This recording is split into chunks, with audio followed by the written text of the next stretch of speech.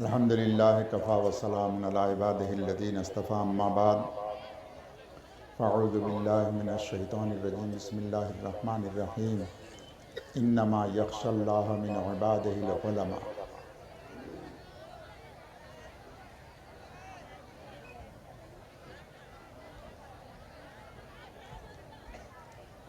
وَأَيْضًا قال اللہ تبارک و تعالی یا ایھا الذین آمنوا اتقوا اللہ حق تقاتہ۔ محترم صدر صاحب، حاضرین مجلس، ماں بہنوں،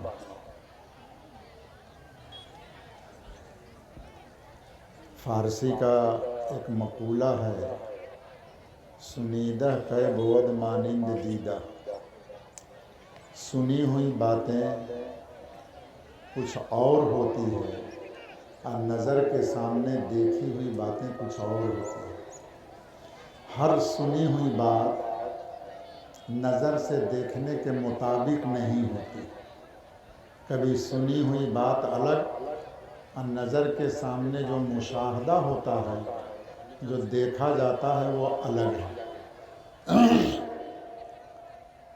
آپ کے اس جلسے کے لیے حضرت مولانا مفتی جسیر الدین صاحب مد ظلہ العالی ٹھیکری باڑی مدرسے کے شیخ الحدیث صاحب نے بہت پہلے مجھ سے دعوت منظور کروائی تھی۔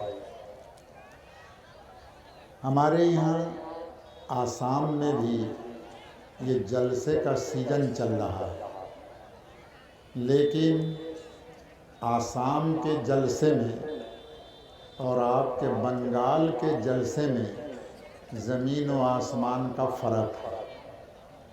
وہاں جلسہ کچھ اور طریقے کا ہوتا ہے اور یہاں جو آ کر دیکھا تو یہ جلسہ کچھ اور طریقے کا ہے۔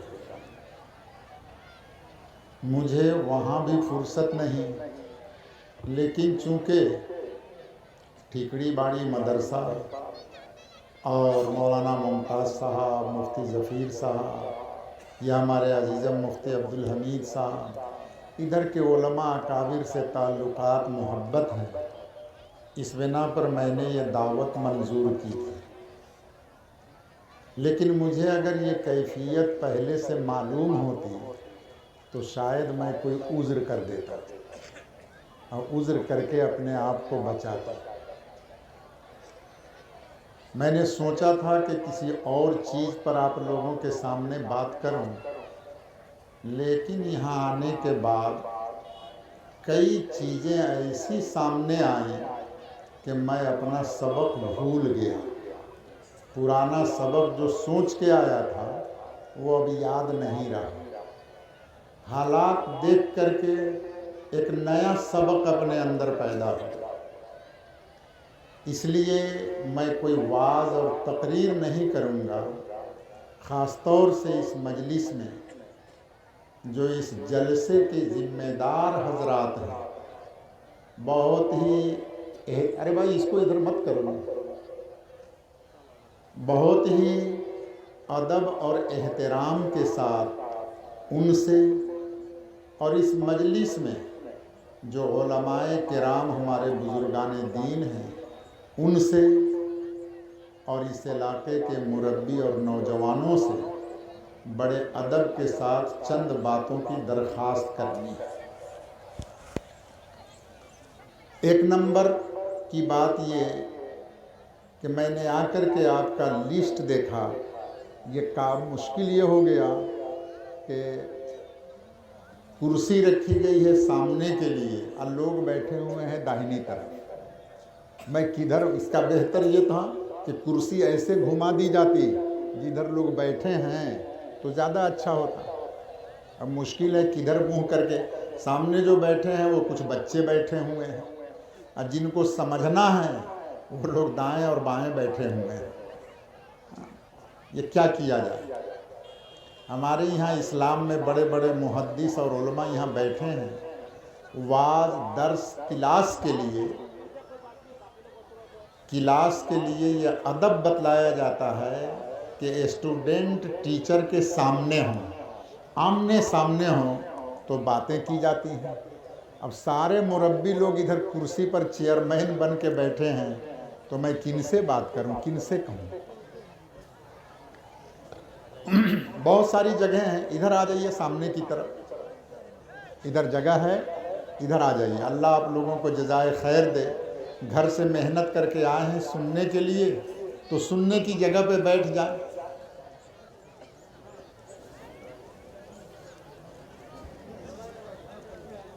بغیر بات کیے ہوئے چپکے آ کر کے بیٹھ جائیے، مجھے بات کرنے دیجیے۔ پہلی بات جو میں نے یہاں آ کر کے دیکھی تو اس کاغذ کے اوپر جلسے کا نام اصلاح معاشرہ لکھا ہوا ہے۔ یہ جلسہ کس کا ہے؟ اصلاح معاشرہ کا جلسہ ہے۔ اصلاح معاشرہ کو گاؤں دیہات کے لوگ تو سمجھیں گے نہیں، اس کا میننگ کیا ہے؟ سماج سنسکار، سماج کے اندر سدھار پیدا کرنا۔ سماج میں کچھ بیماریاں پیدا ہو گئی ہیں، ان بیماریوں کو ٹھیک کرنا، ان کا علاج کرنا، یہ میننگ، یہ معنی ہے اصلاح معاشرہ کا۔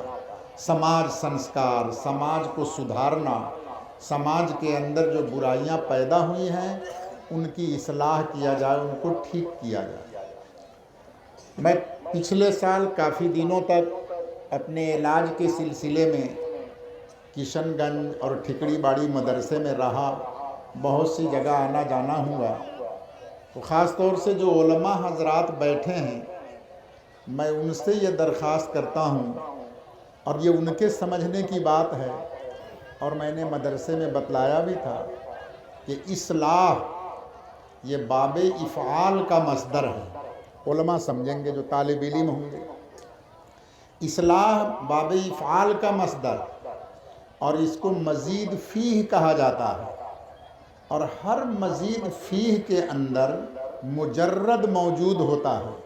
مجرد کے اوپر ہی کچھ حروف آگے پیچھے بڑھا کر کے اس کو مزید بنایا جاتا ہے۔ تو اصلاح یہ باب افعال سے ہے، مزید فی ہے۔ اس کا مجرد کیا ہے اور اس کا مادہ کیا ہے؟ صاد لام ہا صلہ، اس کا مادہ ہے، اور اس کے اوپر کچھ حروف بڑھا کر کے اصلاح بنا دیا گیا۔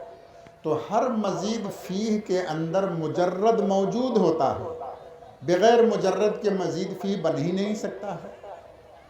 اسی کو نام مزید فیہ ہے جس پر زیادہ کیا گیا، مجرد پر زیادہ کیا جاتا ہے۔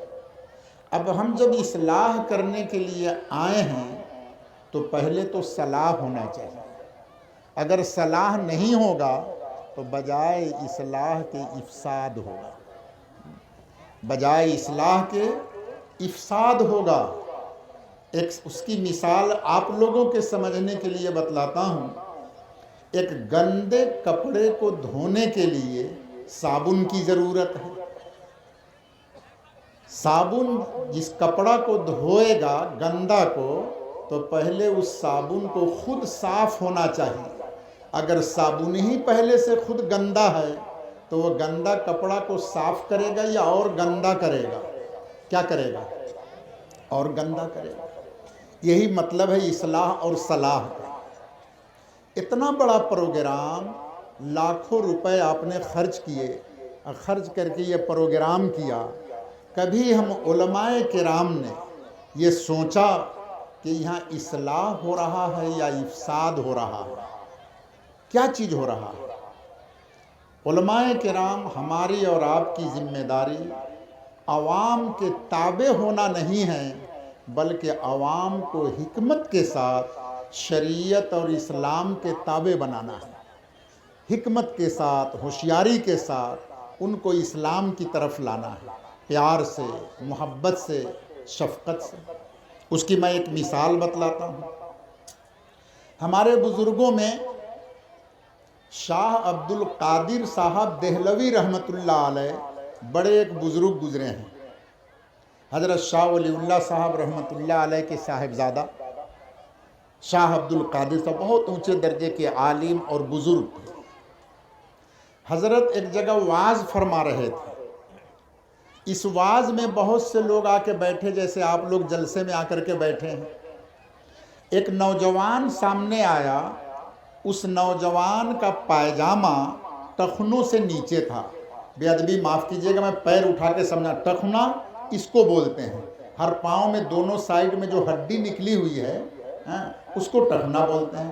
تو اس کا پائجامہ تھوڑا نیچے تک تھا، جیسے آج کل نوجوان بچے جینس پینٹ وغیرہ پہنتے ہیں نا، نیچے تک لٹکا کر کے۔ حدیث میں اس کے اوپر سخت وعید آئی ہے، جس کا آدمی کا پائجامہ لنگی ٹخنوں سے نیچے ہوگا وہ جہنم میں جائے گا، صاف فیصلہ ہے۔ حضرت کی وعظ کے درمیان میں اس کے اوپر نظر پڑی، حضرت نے وعظ پورا کر لیا، اس کے بعد اس بچے کو بلایا اور کہا بیٹا تم سے ایک اکیلے میں مشورہ کرنا ہے۔ سب لوگ چلے گئے، حضرت اکیلا میں لے کر کے اس سے فرمایا بیٹا میں کیا کروں، بہت کوشش کرتا ہوں کہ اپنی لنگی اور پائجامہ کو اوپر کر کے رکھوں، لیکن میرا پائجامہ ٹخنوں سے نیچے چلا جاتا ہے، میں کھڑا ہوتا ہوں، تم تھوڑا غور کر کے دیکھو کہ میرا پائجامہ شریعت کے حد کے اندر ہے یا حرام جگہ پر پہنچ گیا ہے، تم دیکھ کر کے جیسا بتلاؤ گے میں ویسے ہی ٹھیک کر لوں گا۔ اپنا عیب بتلا رہے ہیں، تم غور سے دیکھو میں کھڑا ہوتا ہوں کہ میرا پائجامہ ٹخنوں سے نیچے ہے یا میرا پائجامہ ٹخنوں سے اوپر ہے۔ وہ آدمی سمجھ گیا بچہ، فوراً رونے لگا، حضرت کے پاؤں پہ گرا اور کہا حضرت بے ادبی معاف کریں گے، آپ کا تو ٹھیک ہے، گڑبڑ میرا ہے، اور میں آج سے کان پکڑ کے توبہ کرتا ہوں کہ انشاءاللہ اب کبھی میرا پائجامہ ٹخنوں سے نیچے نہیں جائے گا۔ یہ تھا اصلاح معاشرہ۔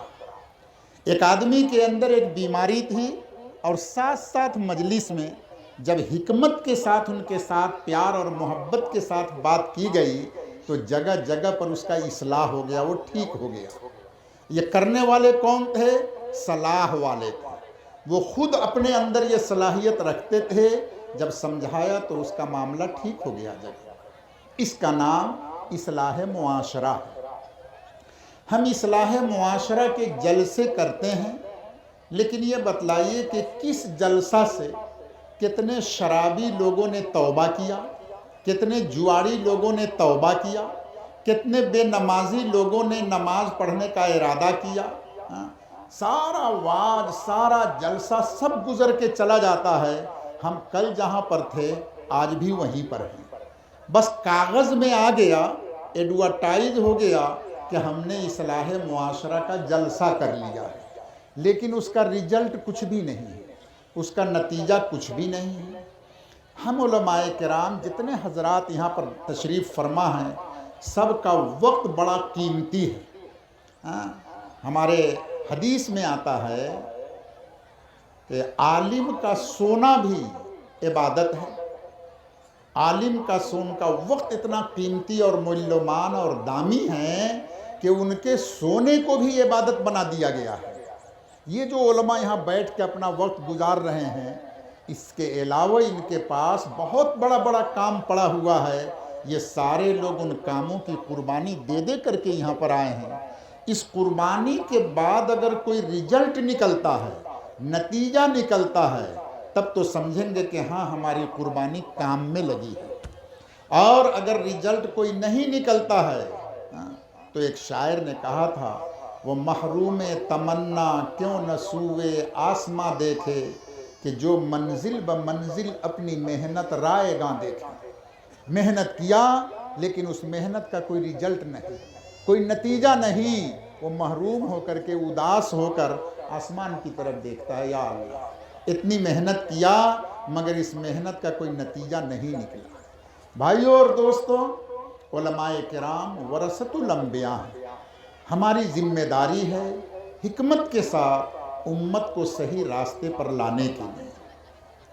اس لیے ایک کام جو جلسے کے ذمہ دار حضرات ہیں، آج یہ تو ہو گیا، اب یہاں کہہ کر کے بھی کوئی فائدہ نہیں، اس کے بعد جو لوگ جلسہ کریں گے، یہ سیزن چل رہا ہے اور گاؤں میں بھی جلسے ہوں گے، بڑے ادب کے ساتھ آپ کی خدمت میں درخواست ہے، یہ اتنا سارا جو آپ نے ڈیکوریشن کیا ہے، اور ہزاروں اور لاکھوں روپے اس کے اوپر آپ نے خرچ کیے ہیں، ایک ایک پیسے کا حساب دینا پڑے گا اللہ کے پاس، ایک ایک پائی کا حساب دینا پڑے گا۔ یہ پیسہ آیا کہاں سے اور آپ نے خرچ کہاں پر کیا؟ آج گورنمنٹ نے بھی سسٹم بنا دیا۔ گورنمنٹ کا سسٹم انڈیا میں کیا ہو گیا؟ اب پیسہ کماتے کہاں سے ہیں اور خرچ کہاں کرتے ہیں، وہ سب کا حساب آپ کو گورنمنٹ کو دینا ہے، ورنہ آپ کے یہاں چھاپا پڑے گا، چھاپا پڑ کر کے کالا دھن کہہ کر کے پکڑ کے لے جائیں گے۔ تو دنیا میں بھی اور اللہ کے یہاں ثم لتسألن یومئذ عن النعیم، اللہ کے یہاں ایک ایک نعمت کا سوال کیا جائے گا، ایک ایک نعمتوں کا سوال ہوگا۔ اتنا ایک جلسہ اصلاح معاشرہ کا کرنے کے لیے، نام اصلاح معاشرہ، اور اتنا بڑا ڈیکوریشن جو ہم نے کیا ہے، اگر صحیح علماء سے پوچھے ہوتے، معلوم کیے ہوتے کہ ہم کو جلسہ کرنا ہے، اس کی ترتیب کیا ہوگی۔ نبی پاک صلی اللہ علیہ وسلم نے جو کام بھی امت کو دیا ہے، اس کام کے کرنے کا طریقہ بھی بتلایا ہے۔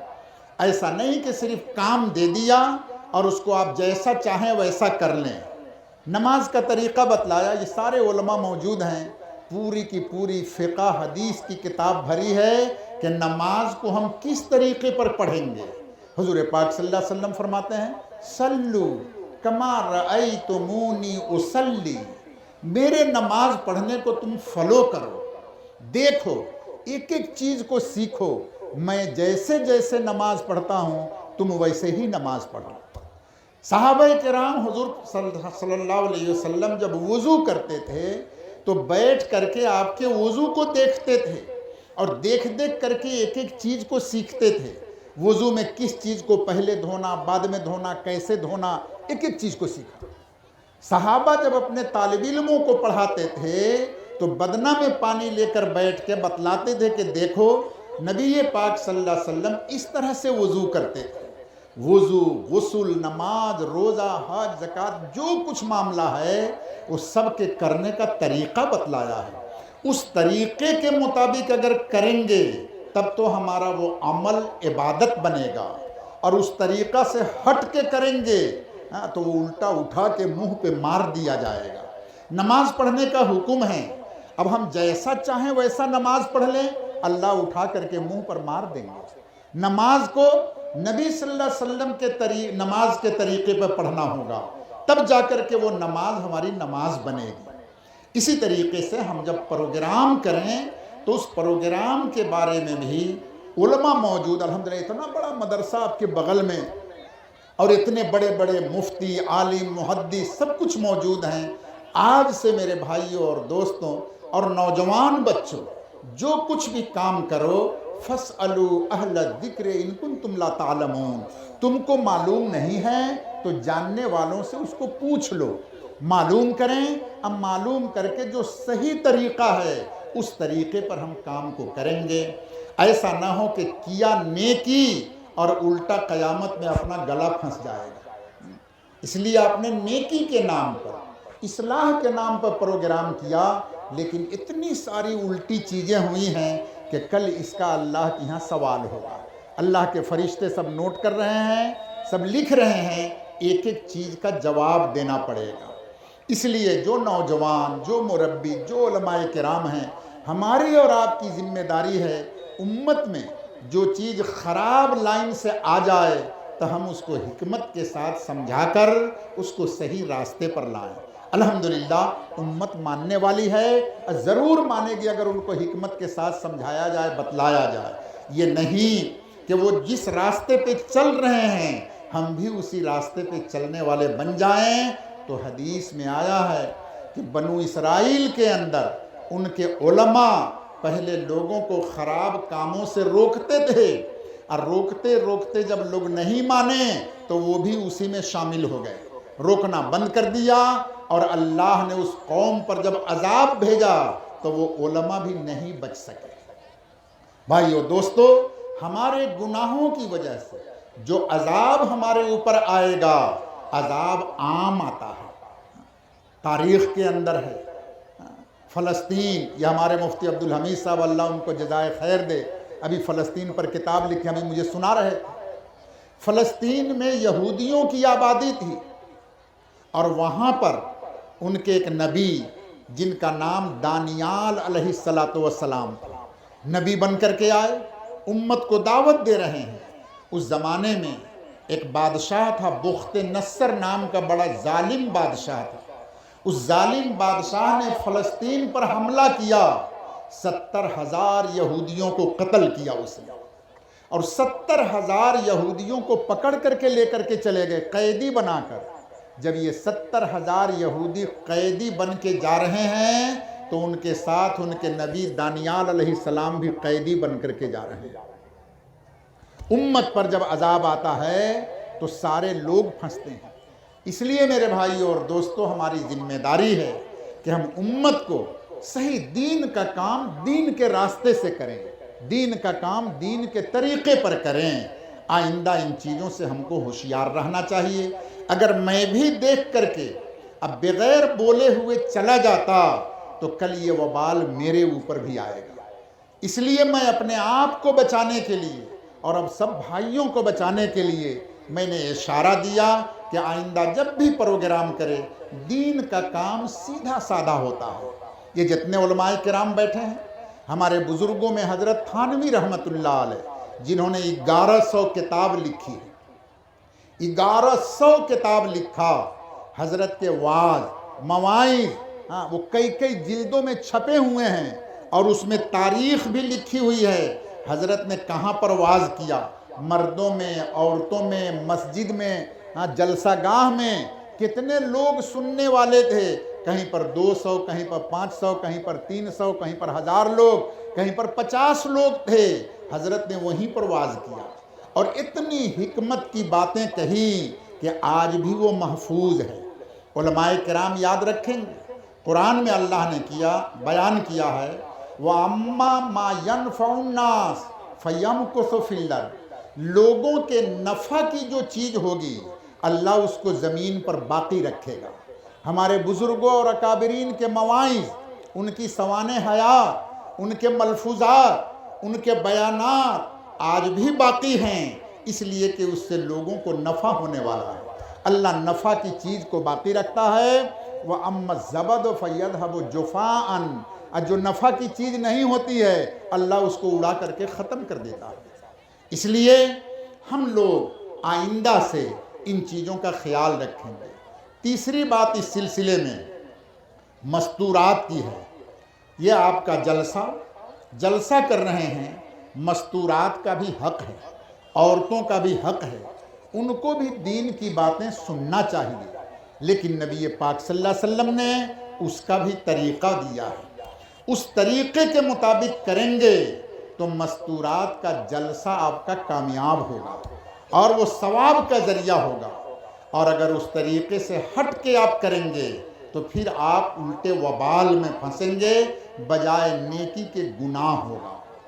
بخاری شریف، یہ سارے لوگ علماء بیٹھے ہیں اور دور حدیث تک کی پڑھائی ہوتی ہے کئی مدرسوں میں آپ کے علاقے میں۔ بخاری شریف کے اندر امام بخاری رحمت اللہ علیہ ایک باب، ایک چپٹر بیان کیا، هل يجعل للنساء یوم علیحدہ، عورت لوگوں کو دین کی بات سکھلانے کے لیے کیا علیحدہ کوئی مجلس ٹھیک کرنا چاہیے یا نہیں؟ علماء لوگ سمجھیں گے، امام بخاری نے حل کے ساتھ بیان کیا، تردد کے ساتھ، شک استفہام کے ساتھ بیان کیا۔ کیوں؟ اس لیے کہ عورتیں فتنہ کی جگہ ہے، بہت سوچ سمجھ کر کے وہاں قدم اٹھانا ہوگا، بہت ہوشیاری کے ساتھ وہاں قدم اٹھانا ہوگا۔ اسی باب کے اندر حدیث بیان کیا، عورتوں نے آ کر نبی پاک صلی اللہ علیہ وسلم سے درخواست کیا، یا رسول اللہ صلی اللہ علیہ وسلم، آپ جیسے مردوں کے رسول اور نبی ہیں، اسی طریقے سے آپ ہم عورتوں کے بھی نبی اور رسول ہیں۔ مرد لوگ آپ کی مجلس میں ہمیشہ بیٹھے رہتے ہیں، ہم عورت لوگوں کو دین کی باتیں سننے کا موقع نہیں ملتا، تو ہمارے لیے علیحدہ سے ایکسٹرا کوئی دین ٹھیک کر دیجئے جس میں ہم عورت لوگ پردے کے ساتھ آ کے بیٹھیں گے اور آپ سے دین کی باتیں پوچھیں گے۔ نبی پاک صلی اللہ علیہ وسلم خوش ہوئے اور خوش ہو کر کے نبی پاک صلی اللہ علیہ وسلم نے عورتوں کے لیے علیحدہ دن مقرر کر دیا. وہاں صرف عورت لوگ ہوتی تھی پردے میں اور ان کو دین کی باتیں بتلائی جاتی تھی. میرے بھائیوں اور دوستو، میں نے خود راستے میں آپ کے جلسے میں آتے ہوئے دیکھا جوان لڑکیاں ڈیکوریشن کیا نام میک اپ کر کے چہرہ کھول کر کے وہ لڑکیاں سڑکوں پہ گھوم رہی ہیں اور ان کے ساتھ نوجوان بچے گھوم رہے ہیں. اور آپ نے ابھی میں بیٹھا تھا، اعلان ہوا کہ رضاکار جو لوگ ہیں وہ لوگ جا کر کے عورت لوگوں کی طرف سنبھالیں. دودھ کا رکھوالا بلی، دودھ آپ نے رکھ دیا اور بلی کو اس کا رکھوالا بنا دیا، وہ دودھ کی کتنی حفاظت ہو سکتی ہے؟ اس لیے عورتوں کا پروگرام ضرور ہو، میں اس کا مخالف نہیں، لیکن ان کے لیے آپ دن میں 2 گھنٹہ 3 گھنٹہ ظہر سے لے کر عصر تک کے، مغرب سے اندھیرا ہونے سے پہلے ان کا پروگرام کر لیجئے، پردے کے ساتھ ان کو رکھیے. ان کے پروگرام میں نعت اور غزل نہ پڑھا جائے. حضور پاک صلی اللہ علیہ وسلم نے منع کیا. ایک مرتبہ عورتوں کی جماعت جا رہی تھی، مرد بھی تھے عورت بھی. ایک صحابی وہاں پر غزل پڑھنے لگے، نعت پڑھنے لگے. حضور پاک صلی اللہ علیہ وسلم نے منع کیا، مت پڑھو یہاں پر نعت، یہاں پر شیشے رکھے ہوئے ہیں، تمہارے اس پتھر سے شیشے کے ٹوٹ جانے کا خطرہ ہے. حضور پاک صلی اللہ علیہ وسلم نے ہوشیار کیا. عورتوں کے سامنے بہت سی مرتبہ آدمی آواز سن کر اس میں عشق و محبت پیدا ہو جاتی ہے، فتنہ پیدا ہو سکتا ہے. اس لیے حضور نے منع کیا. عورتوں کا پروگرام ضرور کریں آپ لوگ، لیکن وہ پروگرام دن میں کر لیں.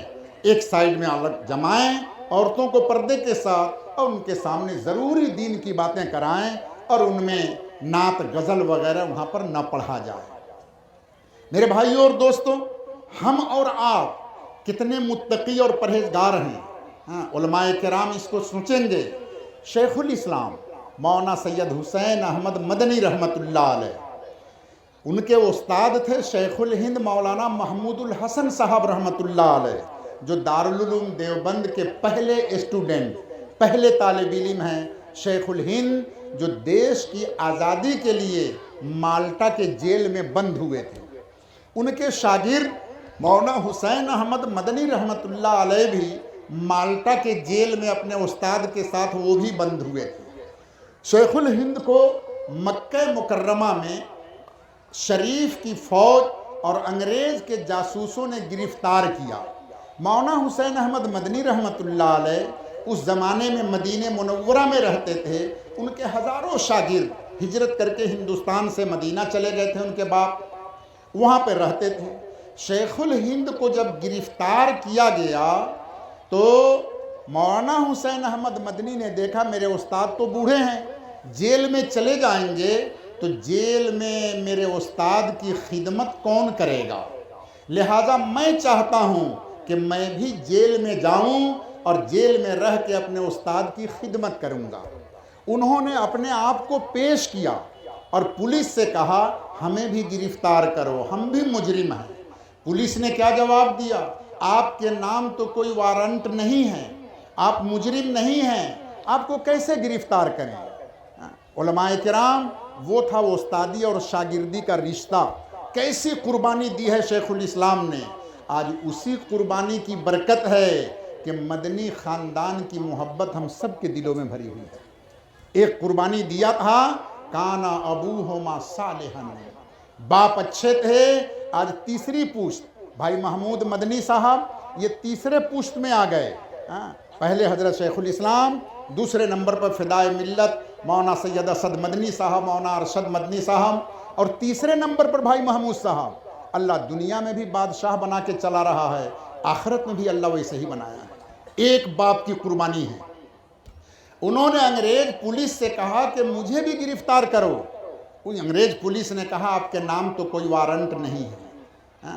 حضرت کا آج کسی استاد کو گرفتار کریں تو ان کا لڑکا بھی ہوگا تو کہے گا نا یہ ہمارے ابا نہیں ہے، وہ کسی نہ کسی بہانے سے بھاگے گا. اور وہاں پولیس گرفتار نہیں کر رہی ہے اور یہ زور لگا کے جا رہے ہیں استاد کی خدمت کرنے کے لیے. جب نہیں مانا پولیس والوں نے تو حضرت نے کہا بھائیوں آپ نے ناگ سانپ کو گرفتار کر لیا اور سانپ کے بچے کو چھوڑ دیا، اور زہر میں ناگ سانپ کا بڑے کا جیسا زہر ہے، بچے کا زہر بھی ویسے ہی ہے۔ اگر بڑا ناگ سانپ کاٹے تو اس کا زہر جیسے لگے گا، اس کا چھوٹا بچہ بھی اگر کاٹ لے تو اس کا بھی زہر تو ایسے ہی ہے۔ آپ نے شیخ الہند کو گرفتار کیا، بڑے سانپ کو کیا، میں چھوٹا سانپ ہوں، مجھے باہر مت چھوڑو، مجھے بھی گرفتار کرو۔ گرفتار کر کے لے گئے، 3 سال تک جیل میں رہے، مالٹا کے ٹھنڈے جیل کے اندر۔ اس جیل میں خدمت کیا حضرت شیخ الاسلام نے، وہ میں اس تفصیل میں نہیں جاتا ہوں۔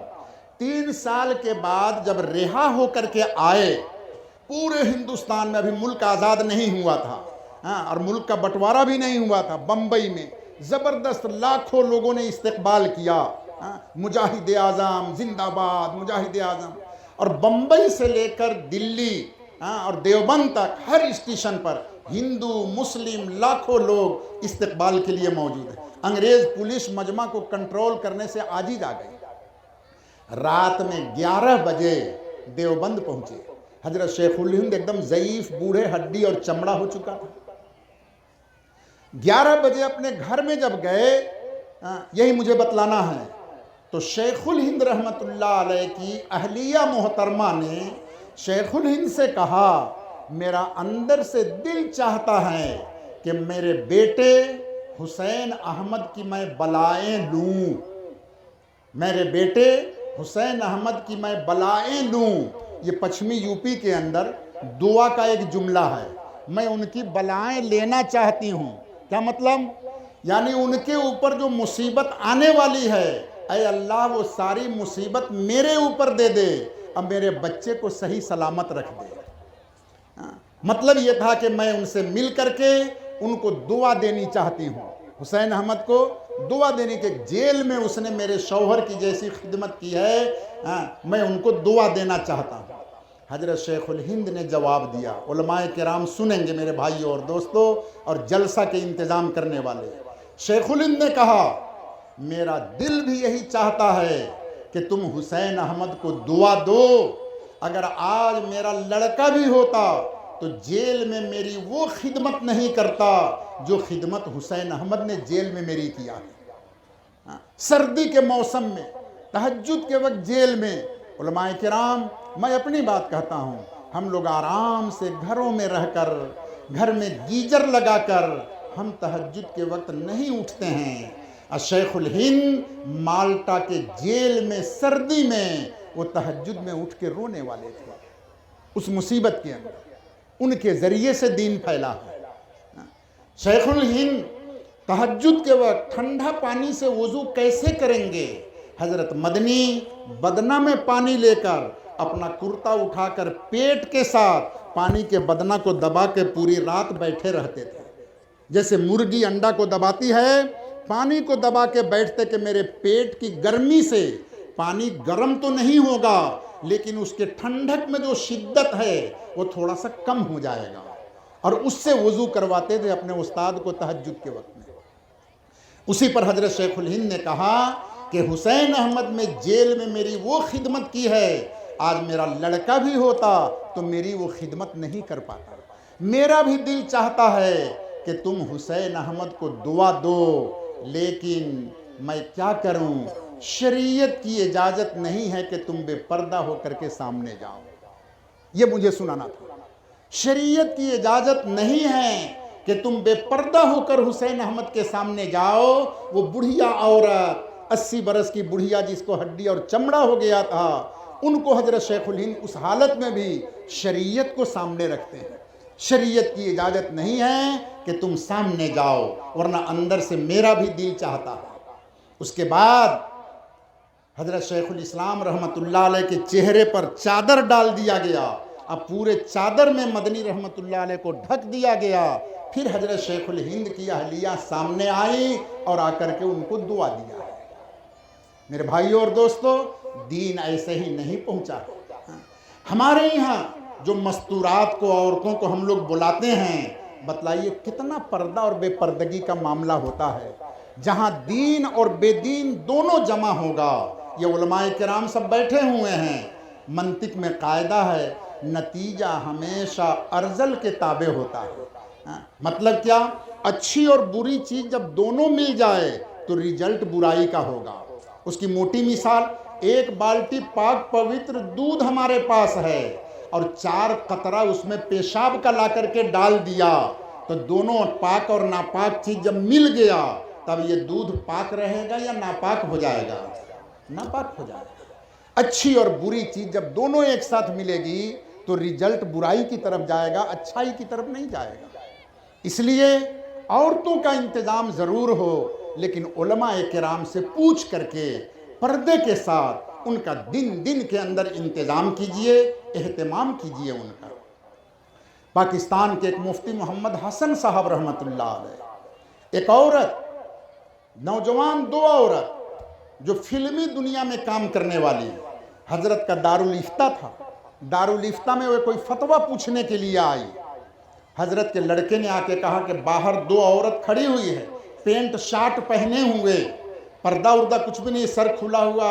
آج جو لڑکے اور لڑکیوں کا لباس ایک ہو گیا ہے، وہ لباس پہن کر کے آئے اور فتویٰ پوچھنے کے لیے آئے۔ لڑکے نے کہا حضرت باہر 2 عورت کھڑی ہوئی ہیں۔ حضرت نے فرمایا ان سے کہو کہ پردہ کر کے آ جائے۔ ان لڑکیوں نے کہا ہمارے پاس پردہ کرنے کی کوئی چیز نہیں ہے، دوپٹہ بھی نہیں، اوڑھنی بھی نہیں، پینٹ شارٹ پہن کر کے آئی ہے، کچھ بھی نہیں ہے۔ پھر وہ جلدی سے کمرے میں داخل ہو گئی۔ حضرت کے بستر کا جو چادر بچھایا ہوا تھا، حضرت نے اس کو اٹھا کر کے اپنے منہ پر ڈال لیا۔ اس نے پردہ نہیں کیا۔ اللہ کا حکم تو میرے لیے ہے، قُل لِّلْمُؤْمِنِينَ يَغُضُّوا مِنْ أَبْصَارِهِمْ، مسلمانوں سے کہو کہ اپنی نظر کو نیچی کر کے رکھیں۔ اس نے ایسا کر لیا، ہم تو اپنی نظر نیچی کر کے رکھیں گے۔ اور ہمارے آسام میں ایک بزرگ تھے مفتی عبدالرؤف صاحب رحمۃ اللہ علیہ، علماء کرام، اتنے بڑے عالم، 3 مرتبہ مکمل شامی کا انہوں نے مطالعہ کیا، 3 مرتبہ بالاستیعاب مکمل شامی کا مطالعہ کیا۔ حضرت کے پاس مدرسے میں ایک عورت مسئلہ پوچھنے کے لیے آئی، عمر ہو چکی تھی، بوڑھے ہو چکے تھے۔ وہ عورت سیدھا حضرت کے کمرے میں گھس گئی۔ حضرت نے اپنے رومال سے چہرہ ڈھکا اور کہا او عورت تھوڑا باہر جاؤ۔ وہاں کی زبان میں بولا، بنگلہ میں، کہ میرے گھر میں ابھی بھی بچہ پیدا ہو رہا ہے۔ کیا جواب دیا؟ تم باہر جاؤ، میرے گھر میں ابھی بھی بچہ پیدا ہو رہا ہے۔ مطلب کیا؟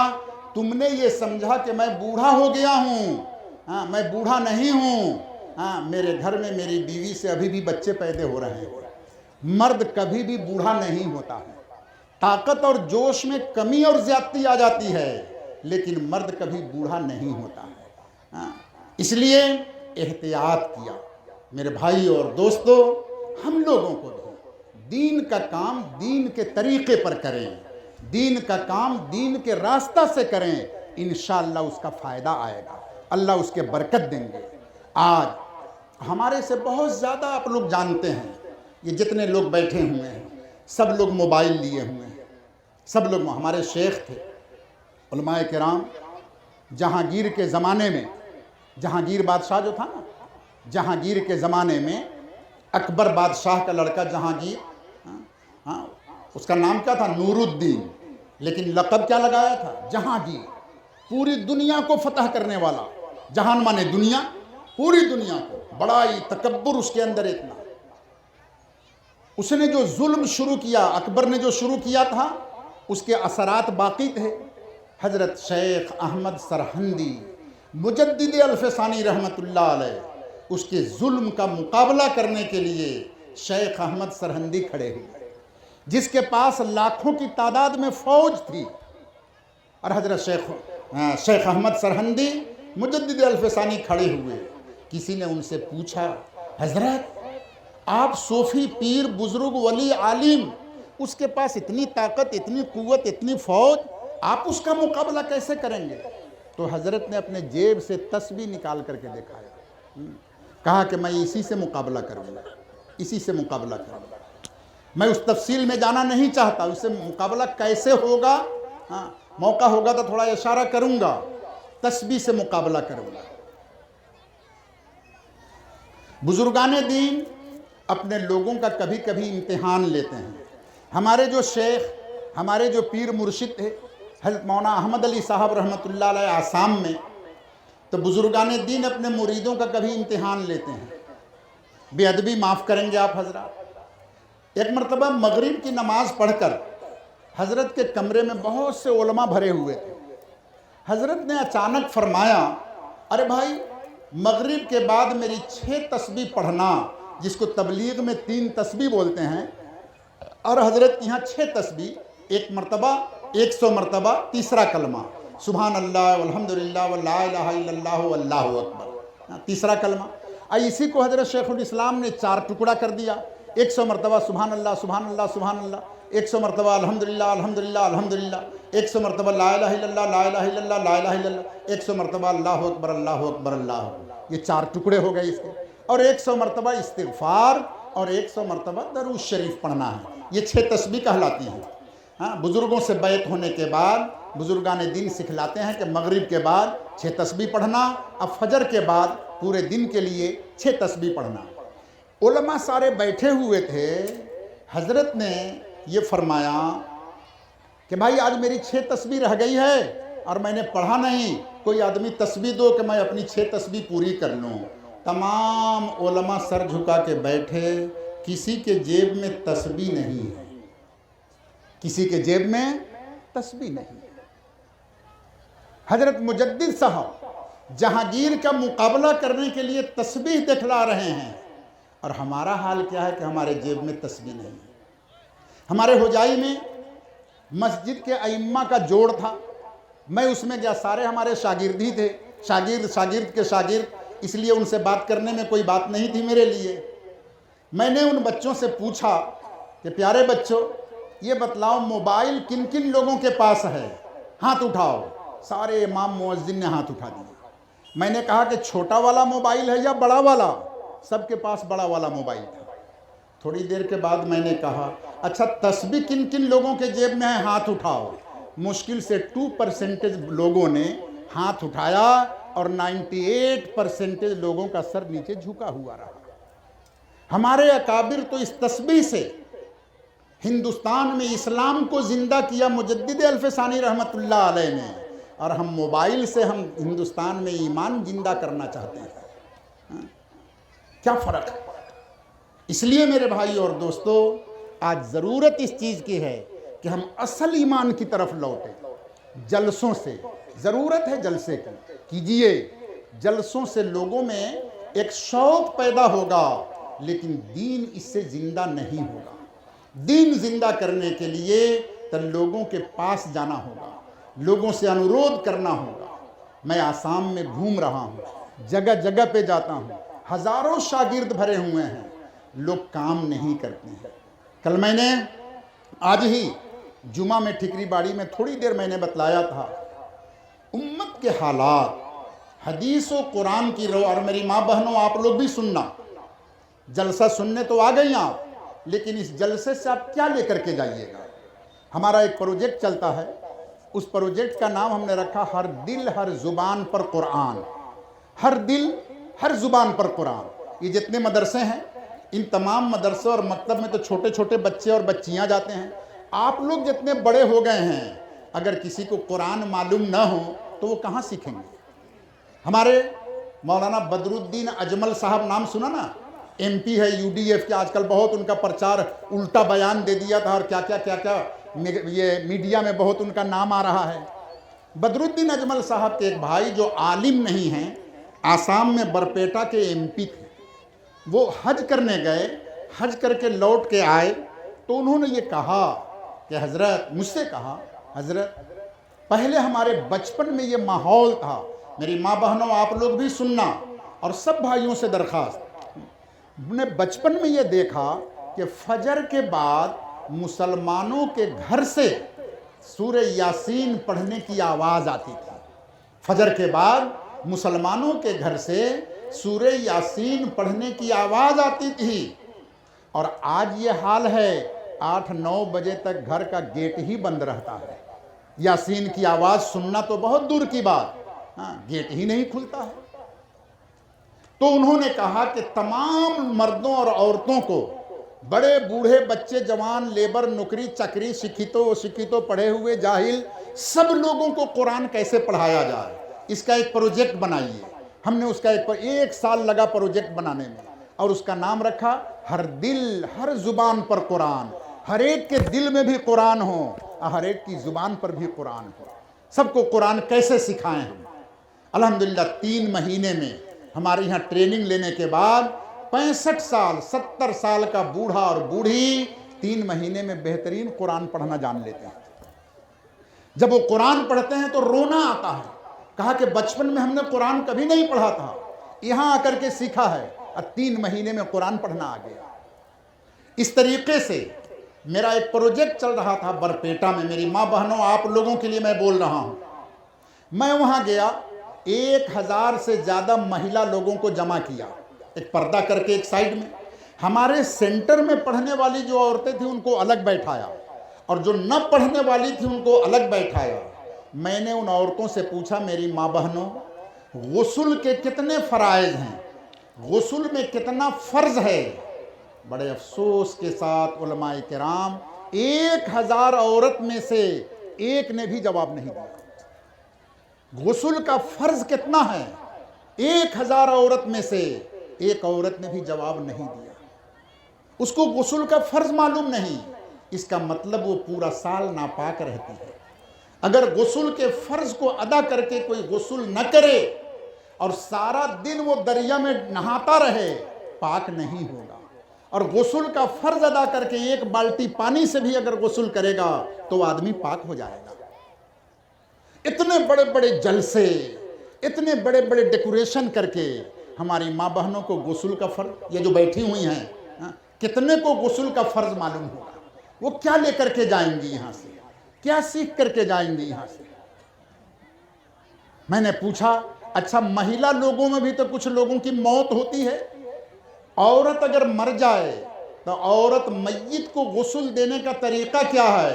1000 औरतों में से किसी ने नहीं बतलाया। वो कैसे औरतों को गुस्ल देती है? कोई मर्द तो गुस्ल देने नहीं जाएगा।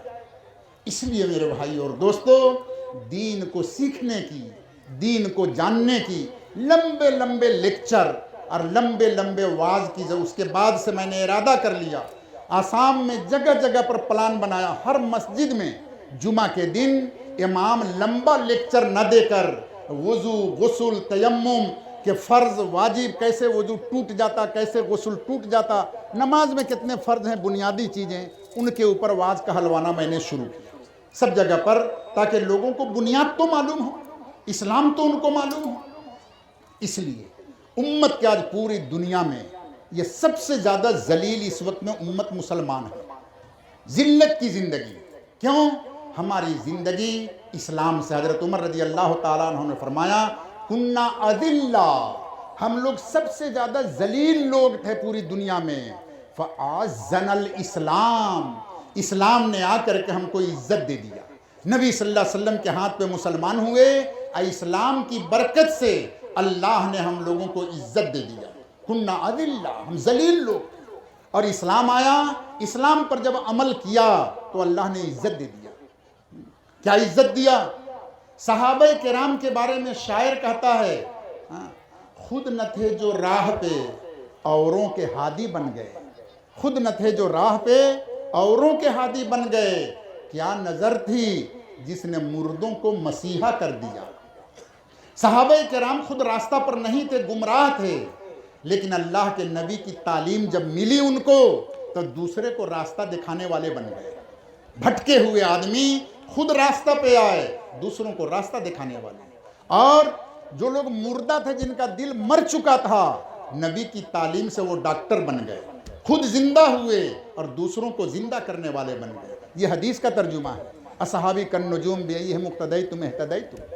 मेरे भाई और दोस्तों, हम लोग इस्लाम और आमाल के ऊपर आए। जहाँ भी जलसा हो, वाज हो, आमाल की बातें हों। इस उम्मत का उठना, इस उम्मत का गिरना, ये सब दारो मदार अमल के ऊपर है।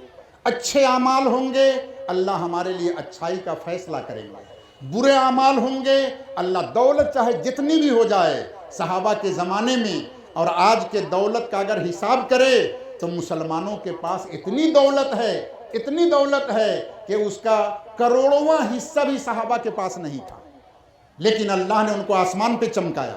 آج اتنی دولت مسلمان کے پاس، سنکھیا کے اعتبار سے نبی صلی اللہ علیہ وسلم دنیا سے جا رہے ہیں، 1.25 لاکھ صحابہ کو چھوڑ کر کے جا رہے ہیں، تھوڑا کم و بیش 1.25 لاکھ صحابہ کو چھوڑ کے گئے جو پوری دنیا پہ چھا گئے۔ اور آج ہم کتنے کروڑ، کتنے ارب مسلمان ہیں، لیکن پوری دنیا میں ذلیل ہیں۔ ہم نے اپنے اصل راستہ کو چھوڑ دیا۔ اعمال کا یہ امت کے تقدیر کا فیصلہ بھلائی اور برائی کا عمل کے ذریعے ہوگا۔ عمل اچھے ہوں گے، اچھائی کا فیصلہ آئے گا۔ اسی لیے یہ ساری محنت جو ہو رہی ہے عوام کو، امت کو اعمال پر کھڑا کرنے کے لیے۔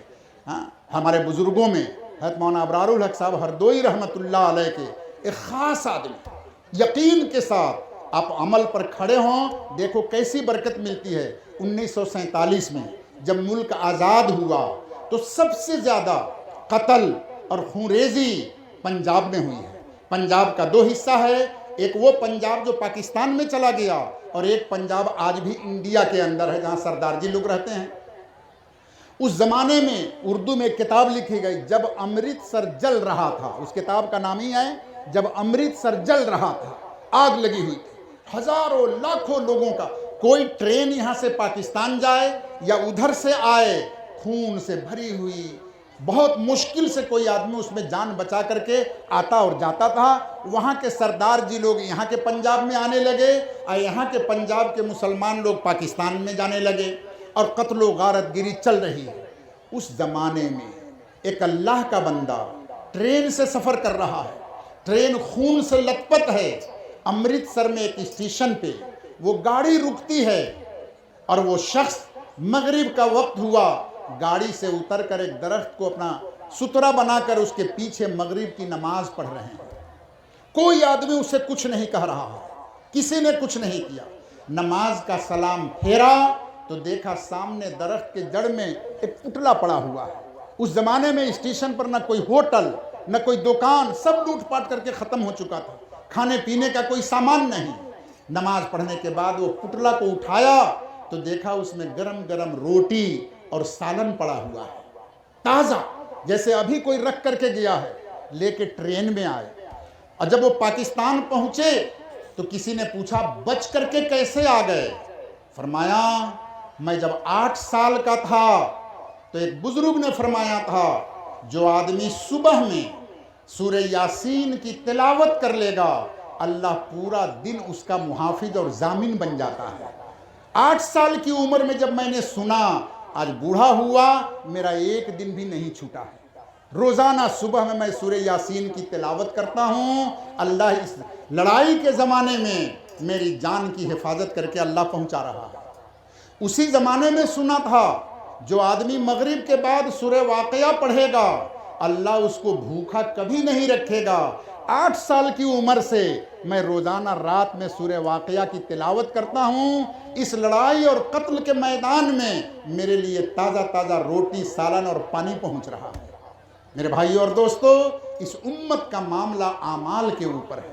اپنے اندر عمل کو پیدا کریں، عمل کے ذریعے اپنی زندگی کو بنائیں۔ میرے ماں بہن، نوجوان بچوں، بوڑھے بھائیوں، علماء کرام، ہم سب کی ذمہ داری ہے امت کو اعمال پر کھڑا کریں، تب جا کر کے امت بچے گی، ہم بھی بچیں گے۔ نہیں تو اس گھر کو آگ لگ گئی گھر کے چراغ سے۔ ابھی تھوڑی دیر پہلے وہ نظم پڑھ رہے تھے کہ مدرسے میں انکواری جتنا بھی کر لو ہمارے یہاں کیا ملے گا؟ قرآن ملے گا، مصلی ملے گی، چٹائی ملے گی۔ میرے بھائیوں، قرآن چٹائی اپنی جگہ پہ پڑی رہ جائے گی۔ کبھی ہم علماء کرام نے، مدرسے چلانے والے کمیٹی کے لوگوں نے آنکھ بند کر کے اپنے اندر غور کیا ہم مدرسے میں کتنی اللہ کی نافرمانیاں کرتے ہیں؟ ان مدرسوں پر غضب ایسے ہی نہیں آیا ہے، ان سب غضب کے اندر ہمارے اعمال سیئہ کو دخل ہے، ہمارے اعمال کو دخل۔ اس کو درست کر لیں، گورنمنٹ کا معاملہ خود درست ہو جائے گا۔ ہم اپنے کام کو ٹھیک کریں، اللہ اپنا کام کر دے گا۔ ہم اگر اپنے کام کو ٹھیک نہیں کریں گے اللہ بھی ٹھیک نہیں کرے گا۔ ان اللہ لا یغیر ما بقوم حتی یغیروا ما بانفسہم۔ تم اپنے آپ کو بدلو، ہم نظام کو بدل دیں گے۔ तुम अपने आप को नहीं बदलोगे, हम निज़ाम को भी नहीं बदलेंगे। इसलिए आखिर में मैं आसाम में जहाँ जाता हूँ 6-7 बातों को बतलाता हूँ कि उन पर सब लोग अमल करो। अल्लाह की ज़ात से उम्मीद है हालात बदलेंगे। उन 6-7 चीज़ों में आप लोगों को पहली मर्तबा यहाँ आया, हाँ, नौजवान मुरब्बी और उलमाए किराम से बहुत ही अदब के साथ दरख्वास्त है। उनमें पहली चीज़, पूरी उम्मत, महिला पुरुष, नौजवान बड़े बच्चे जवान, हाँ, हम सब लोग इज्तिमाई तौर पर अल्लाह से तौबा इस्तिग़फ़ार करें। हमने इतने गुनाह कर लिए हैं कि अल्लाह हमसे नाराज़ हो चुका है, अल्लाह हमसे नाराज़ हैं। हम लोग पूरी उम्मत अकेले इनफरादी तौर पर अल्लाह से माफ़ी मांगे कि अल्लाह आज तक जो भी कुछ गुनाह हुआ हम नदामत के साथ माफ़ी मांगते हैं अल्लाह, और वादा करते हैं आइंदा गुनाह नहीं करेंगे। और किसी का हक़ अगर है तो उसके हक़ को हम अदा करने की कोशिश करें या उनसे माफ़ कराएं, तब जाकर के तौबा सही होगा। करेंगे आप लोग तौबा इंशाअल्लाह? सब लोग आमाल के ऊपर कोई भारी काम नहीं, हम अपने गुनाहों से तौबा करें, अल्लाह से माफ़ी मांगें। नंबर 2 काम, 100% मुसलमानों को नमाजी बनाया जाए। 100% मुसलमान अल्लाह के घर को आबाद करने वाले बने।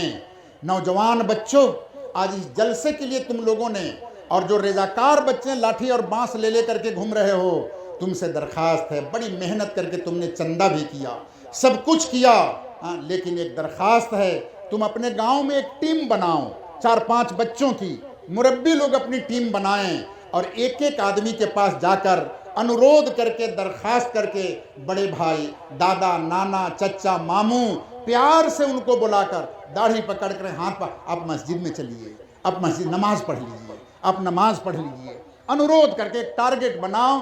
इंशाअल्लाह 1 महीने में, 15 दिन में, 20 दिन में हम अपने गांव के 100% लोगों को नमाज पर खड़ा करेंगे। आप मेहनत करोगे, हाँ, कुछ ठोकरे खाओगे, लेकिन एक न एक दिन आपकी कामयाबी होगी। 100% लोगों को हम अल्लाह के घर की तरफ लाने वाले बने। 100% मेहनत करें, मेहनत करते रहें, एक दिन उसको तौफीक हो जाएगी। हज़रत थानवी, तो मैं थोड़ा वक्त ज़्यादा ले लिया आप लोगों का। हज़रत थानवी रहमतुल्लाह अलैह के एक मुरीद थे। हज़रत थानवी रहमतुल्लाह अलैह बैतुल खला लेट्रिन में इस्तिंजा कर रहे थे। एक आदमी को बीड़ी पीने की आदत थी। उनके खलीफा साहब वो बीड़ी पीने वाले को नसीहत करें, अरे भाई बीड़ी पीना अच्छा नहीं है, ये ख़राब है, नशे की चीज़ है, टीबी होगा, कैंसर होगा, छोड़ दो। लेकिन वो मानता नहीं है।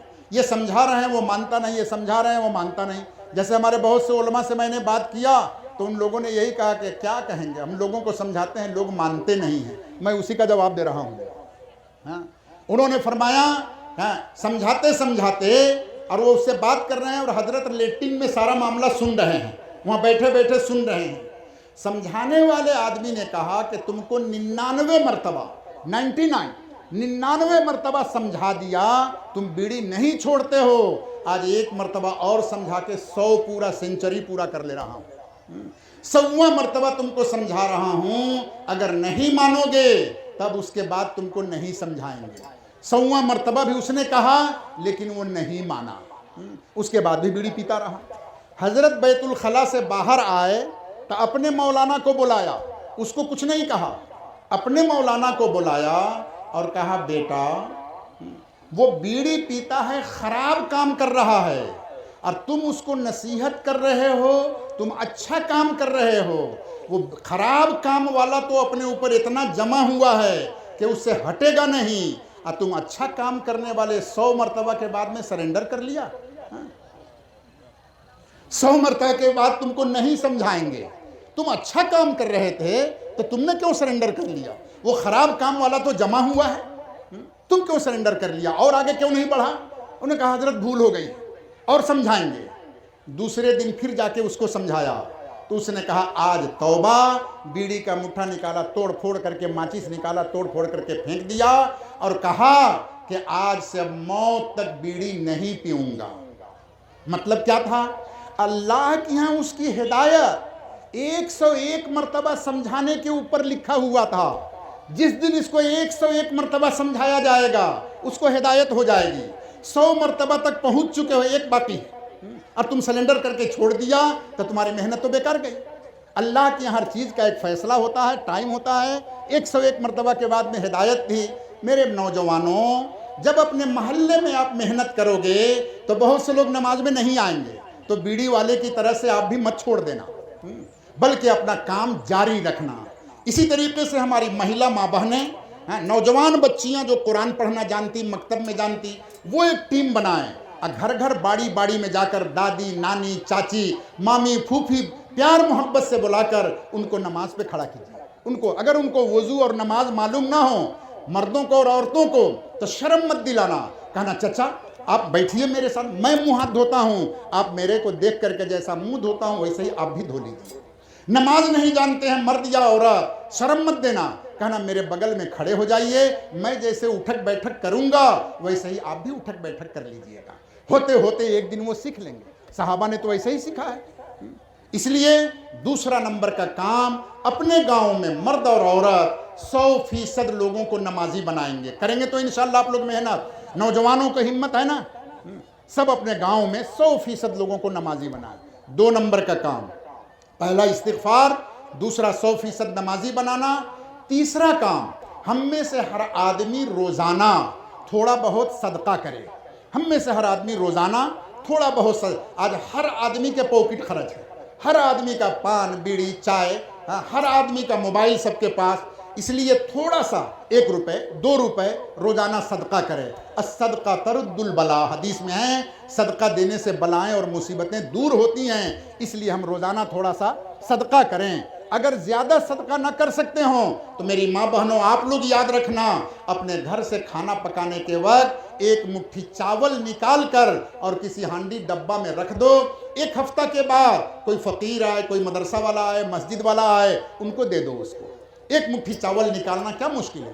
حضور پاک صلی اللہ علیہ وسلم نے جہنم کے آگ کو بجھانے کے لیے فرمایا کہ صدقہ کرو، اگر پورا صدقہ نہیں ہے تو لو بشق تمرۃ، ایک پورا کھجور بھی اگر تم نہیں دے سکتے ہو تو کھجور کو چیر کر اس کا ایک ٹکڑا صدقہ کر دو۔ 1 مٹھی چاول کھجور کے ایک ٹکڑا سے تو بہتر ہوگا۔ ہم وہ صدقہ کریں، جن کو پیسہ ہے وہ پیسہ، جن کو نہیں ہے وہ اپنے گھر سے دھان چاول ڈیلی نکال کر کے صدقہ کریں۔ یہ 3 نمبر کا کام، کوئی بھاری کام ہے یہ؟ تیسرا، پہلا توبہ، دوسرا نماز، اور تیسرا روزانہ کیا ہے؟ صدقہ کرنا۔ 4 نمبر کا کام یہ ہے، ہر مسجد کے اندر کسی ایک نماز کے بعد امام صاحب ختم یونس کی آیت پڑھیں، لا الہ الا انت سبحانک انی کنت من الظالمین۔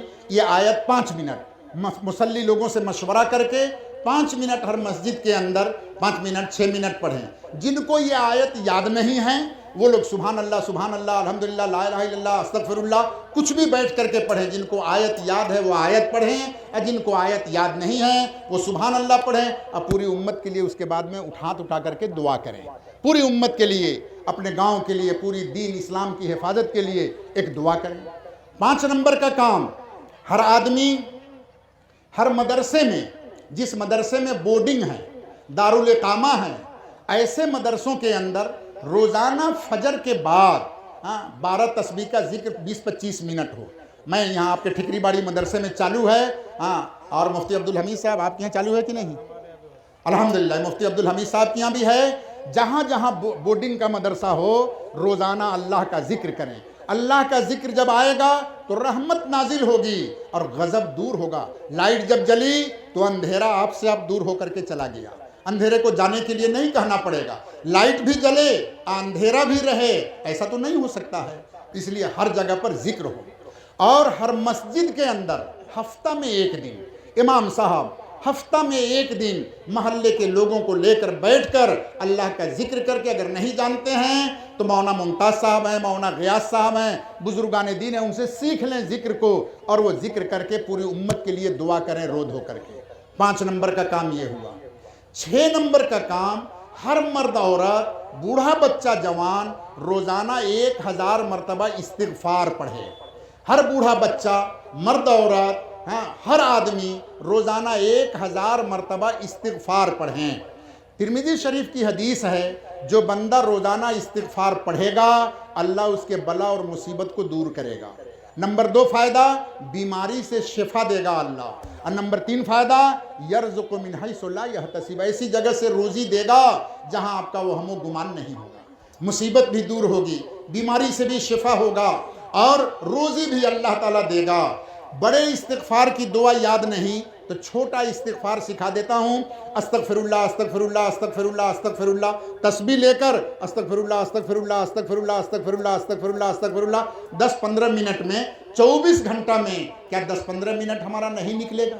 निकालना चाहें इस तस्बीह को पढ़ने के लिए वुज़ू, गुस्ल, मस्जिद कोई ज़रूरत नहीं है। चलते चलते, बैठे बैठे, सोए सोए, बिस्तर पर पाकी नापाकी हर हालत में अल्लाह का जिक्र कर सकते हैं।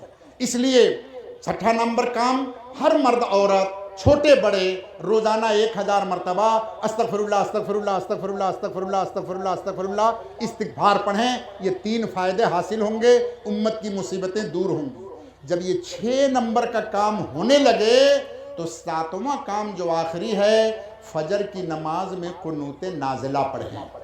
फजर की नमाज में कुनूत नाज़िला पढ़ें। हाँ, अगर ये 6 काम नहीं होगा, आप 100% लोग नमाजी नहीं, घर में सोए हैं और 2 आदमी मस्जिद में जाके कुनूत नाज़िला पढ़ेगा तो उसका क्या फ़ायदा होगा? इसलिए इन 6 कामों के साथ आखिरी काम कुनूत नाज़िला पढ़ना है। ये 7 आमाल हैं, तमाम बुजुर्गान दीन इस पर जोर दे रहे हैं। अगर हमने अपने इलाके में, गांव में, अपनी मस्जिदों में इनको जारी किया, अल्लाह की रहमत से उम्मीद है अल्लाह हमारे गज़ब को दूर करके हमें ज़िल्लत से निकाल कर इंशाअल्लाह अल्लाह इज़्ज़त की ज़िंदगी नसीब करेगा। अल्लाह हम लोगों को अमल की तौफ़ीक़ दे। मेरी बातों से अगर किसी भाई को तकलीफ़ पहुंची हो, अल्लाह वास्ते मुझे माफ़ करेंगे। हाँ, अद्दीन व नसीहा, हदीस में दीन नाम खैर खाही का है। मैंने जो चीज़ अपनी नज़र के सामने, मुझे दूसरी तकरीर करनी थी लेकिन जो चीज़ नज़र के सामने देखी आई, आप भाइयों को इशारा किया है। अल्लाह सबको अमल की तौफ़ीक़ दे। व आखिर दावाना अल्हम्दुलिल्लाहि रब्बिल आलमीन। मुख्तसर सी दुआ करके मैं